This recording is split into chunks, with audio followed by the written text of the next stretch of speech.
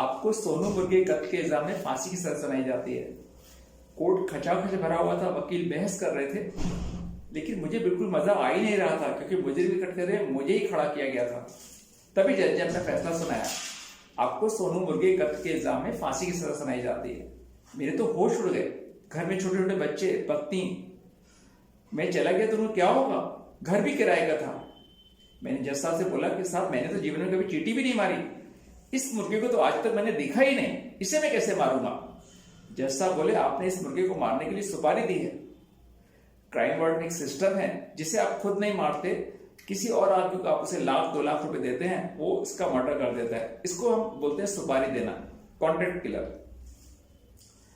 तो मैंने जज साहब से बोला कि मैंने इसके लिए कोई सुपारी नहीं दी। जज साहब बोले, पिछले हफ्ते एक रेस्टोरेंट में गए थे आप, वहां अपने शेफ को 500 रुपए दिए और उस शेफ ने इस मुर्गे की गर्दन काट के उसको भूना और आपको परोसा। हाँ, यह सच है।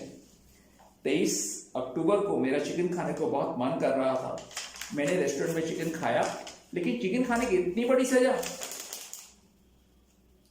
लेकिन मैंने स्मार्ट बनने की कोशिश की। क्या इसका कोई सबूत है? जज ने कहा, ये रही उस रेस्टोरेंट की सीसीटीवी फुटेज और ये रहा आपका क्रेडिट कार्ड स्टेटमेंट।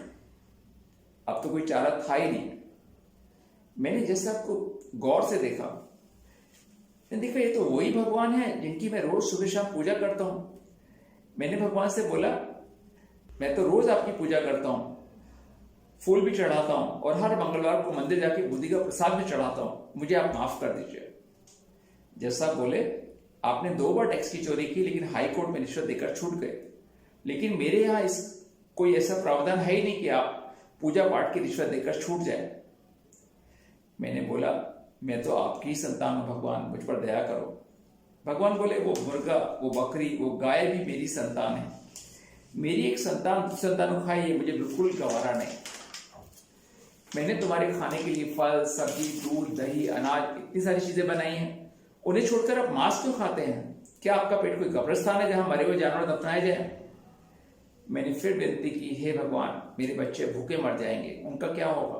भगवान बोले, मैं इस ऑर्डर में कुछ तब्दीली करता हूं, आपको फांसी पर लटकाया जाएगा, लेकिन आप फिर से जिंदा हो जाएंगे।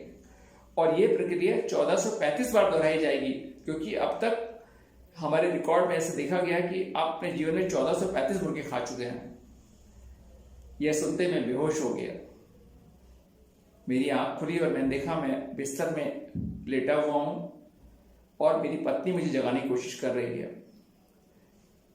यह सपना था या कुछ और, लेकिन मैंने प्रण किया है कि आज के बाद कभी चिकन नहीं खाऊंगा।